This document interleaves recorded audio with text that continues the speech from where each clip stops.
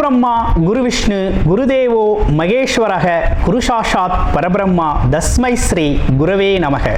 குரு வாழ்க, குருவே துணை, குரு அடி போற்றி, என்றும் குருவழியில். அன்பு நேயர்கள் அனைவருக்கும் அன்பான வணக்கங்கள். நான் உங்கள் வாழ்க வளமுடன் ஜோதிடர் ஸ்ரீ குரு சுந்தர வடிவேல். இப்போ பார்த்தீங்கன்னா ஜூலை மாதம் 2024 இந்த ஜூலை மாத பலாபலன்கள் ஒவ்வொரு ராசிக்கும் எப்படி இருக்கும், என்ன செய்யலாம், என்ன செய்யக்கூடாது, என்ன விதமான வழிபாடுகள் உகந்ததாக இருக்கும், நட்சத்திர பலன்கள் எப்படி இருக்குது அப்படிங்கிறதை பற்றி ஒரு முழுமையாக நம்ம பார்க்க இருக்கிறோம். அந்த வகையில் பார்த்தீங்க அப்படின்னா நமது சேனல் வாயிலாக பார்த்தீங்கன்னா நல்ல சப்ஸ்கிரைபர் பண்ணியிருக்கீங்க, அடிக்கடி நல்ல கமெண்ட்ஸ், அடுத்தடுத்த பதிவுகள் நல்ல கமெண்ட்ஸ் அப்படிங்கிறது நிறைய பேர் கொடுத்துருக்கீங்க. அது மட்டும் இல்லாமல் பார்த்தீங்க அப்படின்னா நமது சேனலில் மாத பலன்கள், வருட பலன்கள், கிரக பயிற்சி பலன்கள் அப்படின்னு சொல்லி தொடர்ச்சியாக வந்துகிட்டு இருக்கு. அது மட்டும் இல்லை பாருங்கள், நட்சத்திர பலன்கள் ஒவ்வொரு ராசிக்கும் குறிப்பாக நட்சத்திரம் பலன்கள் அப்படிங்கிறது நம்ம ஸ்பெஷலாகவே நம்ம கொடுத்துக்கிட்டு இருக்கோம்.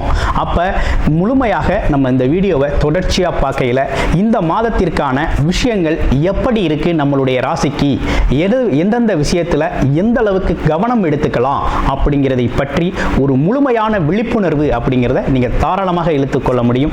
நிறைய நேயர்கள் பார்த்தீங்கன்னா நமது சேனல் வாயிலாக பார்த்தீங்கன்னாக்க நிறைய ஜாதகங்களை கொடுத்துருக்கீங்க. அனைவருக்கும் நமக்கு மனமார்ந்த நன்றியை தெரிவிச்சுக்கிறேன். இப்போ உங்களுக்கு குறிப்பாக உங்களுடைய பிறப்பு ஜாதகத்தின் அடிப்படையில் நீங்கள் உங்களுடைய ஜாதகத்தை பார்க்கணும் அப்படின்னு விருப்பப்பட்டீங்க அப்படின்னா டிஸ்பிளேல தர நம்பருக்கு கால் பண்ணி நீங்கள் புக் பண்ணிக்கலாம். அது மட்டும் இல்லாமல் வாட்ஸ்அப் மூலமாக மெசேஜும் பண்ணி உங்களுடைய ஜாதகங்களை பார்க்குறதுக்கு நீங்கள் புக் பண்ணி பார்த்துக்கலாம். திருமணம் மற்றும் சுப விசேஷங்கள், கடன் பிரச்சனைகள், அது மட்டும் இல்லைங்க, உங்கள் வாழ்க்கையில் நடக்கக்கூடிய அனைத்து விஷயங்களுக்கான ஒரு முழுமையான ஒரு உங்களுடைய ஜாதக தொடர்பான அனைத்து விஷயங்களையும் முழுமையாக நீங்கள் தெரிந்து கொள்ள முடியும். இப்போ நம்மளது முழுமையாக உங்களுடைய ஒவ்வொரு ராசிக்கும் எப்படி இருக்கு இந்த ஜூலை மாதம் அப்படிங்கிறத விரிவாக தெளிவாக நம்ம நட்சத்திர பலன்களோட பார்க்கலாம். இப்போ உங்கள் ராசிக்கு எப்படி இருக்கு அப்படிங்கிறத பார்ப்போம். சுக்கிர பயிற்சியுடன் தொடங்கி இருக்கும் ஜூலை மாதம் அப்படிங்கிறது சிம்ம ராசிக்கு எப்படி இருக்க போகுது? சிம்மம் துணிச்சல், தைரியம், தன்னம்பிக்கை, எதிலும் பார்த்தீங்கன்னா தலைமைத்துவம் வைக்கக்கூடிய ஒரு அமைப்பு அப்படிங்கிறது இயல்பாகவே உள்ள குணம். நம்மளை பொறுத்த வகையில் பார்த்தீங்கன்னா பல பேருக்கு வழிகாட்டியாக இருப்போம். சிம்மராசியை பொறுத்த வகையில் பார்த்தீங்கன்னா நிறைய பேருக்கு வழிகாட்டியாக இருப்போம். அரசியல் அதிகாரம் சார்ந்த துறைகளில் நம்ம பங்கு வைக்கணும் அப்படின்னு பங்கு வைப்போம். இப்படிப்பட்ட அமைப்புகள் இயல்பாகவே உண்டு. தைரியம் அப்படின்றதுக்கு குறைவில்லாமல் இருக்கும். எதையும் பக்கத்தில் போய் பார்க்கக்கூடிய தன்மை அப்படிங்கிறது நமக்கு உண்டு. ஆமாம், இப்படிப்பட்ட உங்களுக்கு இந்த ஜூலை மாதம் எப்படி இருக்குது அப்படின்னா, ராசிநாதன் லாபஸ்தானத்தில் சூரியன் பிரகாசமாக இருக்கிறார், அற்புதமாக இருக்கிறார், குருவோடு சேர்ந்து இருக்கிறார். அப்போ எதிர்பார்த்த விஷயங்கள், நீண்ட நாள் கனவுகள், ஆசைகள் நிறைவேறக்கூடிய காலகட்டம், அதற்கான முயற்சிகளை எடுக்கக்கூடிய காலகட்டமாக இது இருக்குது. அதுலேயும் பார்த்தீங்கன்னா தலைமைத்துவ பதவி, அரசியல் பதவி, அதே போல் பார்த்தீங்க அப்படின்னா அரசு துறைகளில் வேலை பார்க்குறவங்க ப்ரமோஷன் எதிர்பார்க்கிறது, அடுத்த கட்டத்துக்கு முயற்சி எடுக்கிறது, கௌரவம், புகழ், அந்தஸ்தை பெறக்கூடிய ஒரு அமைப்பு அப்படிங்கிறது உருவாகிருக்கு. என்ன இவ்வளவு அழகாக சொல்கிறீங்க, ஆனால் வாழ்க்கையில் அது ஒன்றும் நடക്കുന്നത് மாதிரி தெரியலையே, இதற்கான சாத்தியக்கூறுகளே தெரியலையே அப்படின்னுங்கிறது மாதிரி நிறைய பேர் வீடியோவை பார்த்துக்கிட்டு இருக்கீங்க. கண்டிப்பாக உறுதியாக நடக்கும்.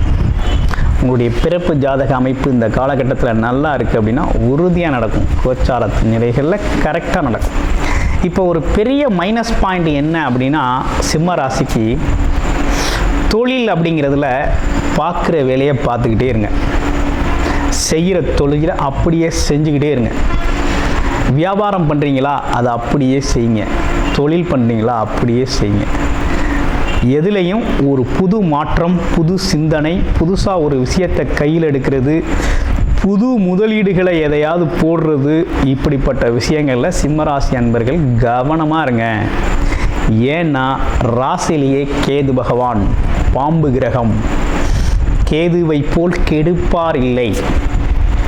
குழப்பி விட்ருவார், கன்ஃபியூஸ் பண்ணி விட்ருவார், எதையாவது சிக்கலை உருவாக்கி விட்டுருவார். அதே போல் 8ஆம் இடத்துல சனி பகவான், அஷ்டம சனி பாதிப்பு. அஷ்டம சனி இருக்குது.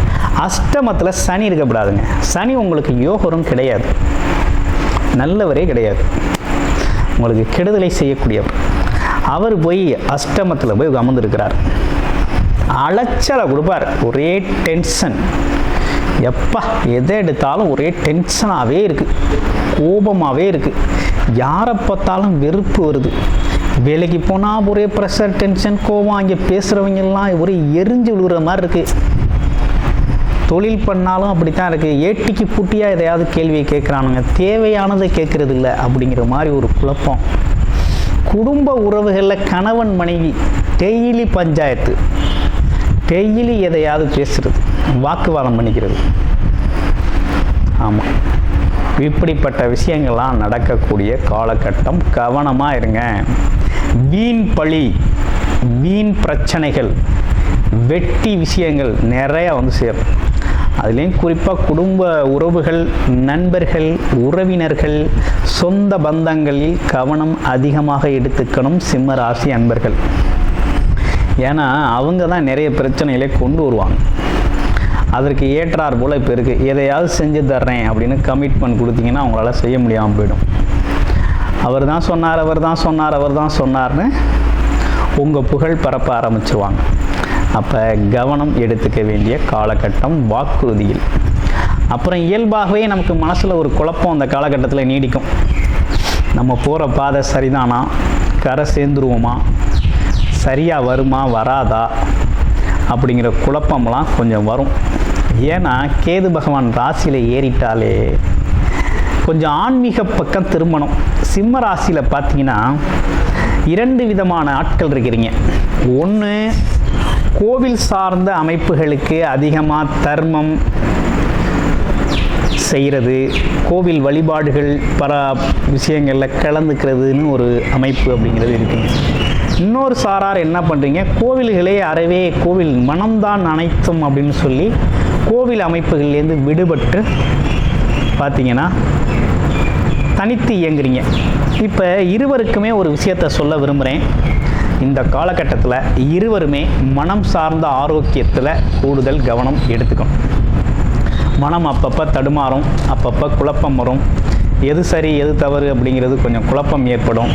நினச்ச இடத்துக்கு நினச்ச மாதிரி போக முடியாது. ஆமாம், நிலையற்ற தன்மை உருவாகும். நீங்கள் ஆக்சுவலாக ஒரு ஸ்டாண்டர்டாக ஒரு நிலையான ஆள், உறுதியான ஆள், உங்களையே இப்படி ஒரு ஆட்டிடும் கேது. ஒரு ஆட்டி ஒரு குழப்பத்தை உருவாக்கக்கூடிய சூழ்நிலையை கேது கொடுக்கும். இதில் ஒரு பெரிய சிக்கல் என்னென்னா, ஒரே நேரத்தில் 2 கிரகங்களின் பாதிப்பு அப்படிங்கிறது உங்களுக்கு வருது. ஒரு பக்கம் அஷ்டமச்சனி, இன்னொரு பக்கம் ராசியிலே கேது. இதெல்லாம் வந்து பூர்வ ஜென்ம கர்ம வினை அப்படிங்கிறத குறிக்குது. உங்களுடைய பிறப்பு ஜாதகத்தை முழுமையாக பார்த்துக்கங்க. பிறப்பு ஜாதகம் ரொம்ப முக்கியங்க. பிறப்பு ஜாதகத்தை பார்த்து நல்ல முடிவுகளை எடுத்து செயல்படுத்துங்க. எதற்கும் அவசரப்படாதீங்க. ஆல்ரெடி நீங்கள் நிதானமான ஆள் தான், இருந்தாலும் அவசரம் வேண்டியதில்லை. தைரியமாக செயல்படுங்க. நம்பிக்கையோடு வாழ்க்கையை இன்னும் கொஞ்சம் மூவ் பண்ணுங்கள். அதுலேயும் பெண்கள் சார்ந்த விஷயங்கள் அப்படிங்கிறது கொஞ்சம் கவனமாகவே பெண்கள்லாம் இருக்கணும். ஏன்னா பெண்களுக்கு தான் நிறைய பிரச்சனை வர்ற மாதிரி இருக்குது ஆண்களை விட. அதனால் பெண்கள் கொஞ்சம் கவனம் எடுத்துக்கங்க. உங்களுடைய ராசியில் இருக்கக்கூடிய நட்சத்திரங்களுக்கு என்ன பலம்? மகம். ஆமாம், மகம் நட்சத்திரம். மகம் நட்சத்திரம் அப்படின்னா தைரியம், தன்னம்பிக்கை, துணிச்சல், எடுத்துக்கொண்ட வேலையில் செயல்திறன் மிக்கவர். ஆமாம், சாதிச்சே ஆகணும் அப்படிங்கிற விடாப்புடி குணம் உடையவங்க. உங்களுக்கு எப்படி இருக்குது அப்படின்னு பார்க்கணும் அந்த காலகட்டத்தை பொறுத்த வகையில். ஆமாம், நினச்ச வேலையை நினச்ச நேரத்தில் முடிக்க முடியாமல் கொஞ்சம் சிரமப்படுவீங்க, கஷ்டப்படுவீங்க. ஆமாம், அதே போல் மன இறுக்கம் ஜாஸ்தியாகும். வழிபாடுகளை அதிகப்படுத்தி கொள்ளுங்கள், ரொம்ப சிறப்பாக இருக்கும். அடுத்து பூரம் நட்சத்திரம். எல்லோராலும் விரும்பக்கூடியவர், அரசியல் சார்ந்த அமைப்புகளில் அதிகமாக ஈடுபடக்கூடியவங்க, கலகலப்பான ஆள், பிரியர், மற்றவங்களெலாம் அவங்களுக்கு ரொம்ப பிடிக்கும், நல்வழி காட்டுவீங்க. இதில் என்ன ஒரு முக்கியமான விஷயம்னா ஊருக்கு உழைக்கக்கூடியவர்கள். அப்படின்னு கூட சொல்லிடலாம். அப்படிப்பட்ட உங்களுக்கு இந்த காலகட்டம் எப்படி இருக்குன்னா கொஞ்சம் லாபகரமாக இருக்குது. நல்ல காலகட்டம் தான் உங்களுக்கு. ஓகேங்களா? நல்ல காலகட்டம் தான் நடக்குது. தொழில் சார்ந்த அமைப்புகள் கொஞ்சம் லாபகரமாக இருக்கும். பயணங்கள் செய்கிறது மாதிரி இருக்கும். அடிக்கடி வெளியூர் பயணங்கள் போயிட்டு வர்றது மாதிரி இருக்கும். கொஞ்சம் அலைச்சல் இருந்தாலும் வருமானம் சார்ந்த அமைப்பு நல்லா இருக்குது. அடுத்து உத்திரம். கல்வி, கேள்வி, ஞானம் மற்றும் அதிகாரங்கள் சார்ந்த விஷயத்தில் ரொம்ப உறுதியாக இருப்பீங்க. மற்றவங்கள அடக்கி ஆளணும்னு நினைக்கக்கூடிய ஒரு நட்சத்திர அமைப்பு. அரசு சார்ந்த விஷயத்தில் உங்களுக்கு சாதகமான சூழ்நிலை ஏற்படும். ஆனால் அரசு அமைப்புகளில் இல்லாதவங்களுக்கெல்லாம் கொஞ்சம் சிரமம்தான். வாக்குவாதம், விவாதம் சார்ந்த விஷயங்கள் நடக்கும். இந்த காலகட்டத்தில் கூடுதல் கவனம் எடுத்துக்கிறது அப்படிங்கிறது ரொம்ப சிறப்பு. உங்களுடைய பிறப்பு ஜாதகத்தை பார்த்து பிறப்பு ஜாதகத்தின் தசாபுத்தி அமைப்புகள் சாதகமாக இருக்கா, பாதகமாக இருக்கா, பரிகார அமைப்புகள் ஏதேனும் இருக்கா, இல்லை எது சார்ந்த பரிகாரம் செஞ்சுக்கிறது, ஆமாம் வேலை, தொழில், வருமானம் எந்த செக்டார் ரொம்ப பாதிக்கப்படுது, எந்த செக்டார் நல்லா இருக்குது அப்படிங்கிறதெல்லாம் பார்த்துட்டு இந்த காலகட்டத்தில் திட்டமிட்டு வாழக்கூடிய ஒரு அமைப்பு அப்படிங்கிறது உருவாகிருக்குது.